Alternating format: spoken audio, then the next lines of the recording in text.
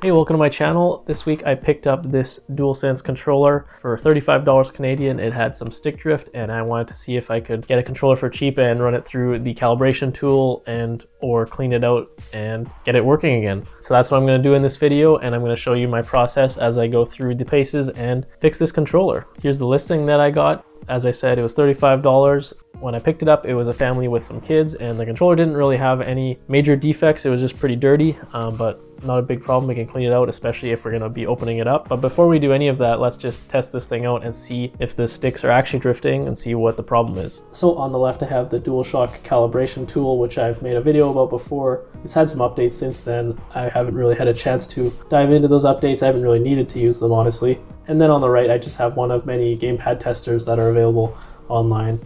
Let's just get this center calibrated and then we'll give it a proper test. So it looks like the right stick is totally fine, and then the left stick has a little bit of drift in the bottom left corner there. It starts twitching and freaking out, especially if you go maybe a few degrees off of the bottom left direction there. You can see it twitching like crazy. So that confirms that it has drift. So let's pop this thing open and we're going to take a look at the potentiometer on that left stick there. I'm going to kind of speed through opening up the controller. There's lots of nice tutorials out there to show you how to open your controller.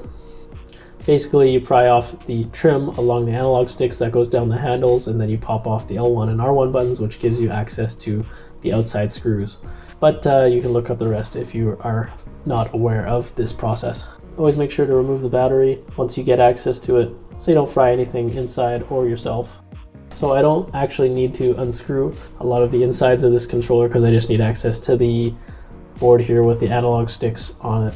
So I'm just going to give them a quick cleaning, and then we're going to open up this left stick and take a look at it.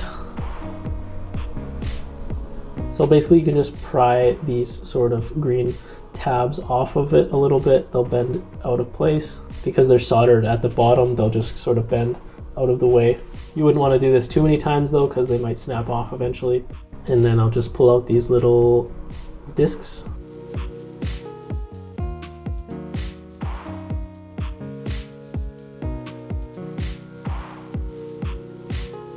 So I'll give them a more thorough cleaning here.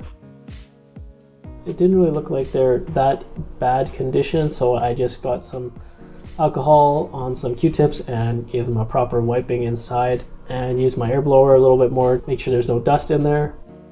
And one thing I just want to say is don't make sure you put these little discs back into the correct modules, because I put it in the wrong ones and put the controller back together and it actually completely borked that left stick. This is what that looked like when I put them improperly. Maybe I just put them upside down, I'm not quite sure, but just a little warning there. But yeah, so I had to take it back apart, put those discs back into their original spots, and then put it all back together. And then here is the final calibration and testing with the cleaned left stick. So it's looking great. Maybe a tiny bit of drift still showing, but definitely gave this controller some more life and a longer life.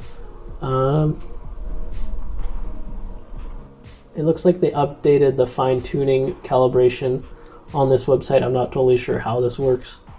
Just tried messing with it a little bit. It looks like you can manually change the endpoint values of each direction, but it's still a little bit hard to figure out what's going on. You can probably mostly ignore this. I think the center point and the general range calibration are the more useful tools on this website. But yeah, there you go. Cheap controller, fixed it up. Thanks for watching this video. If you made it this far, like and subscribe and all that good stuff, and let me know down below if this video helped you out and maybe extended the life of your controller or helped you get a good deal like I did.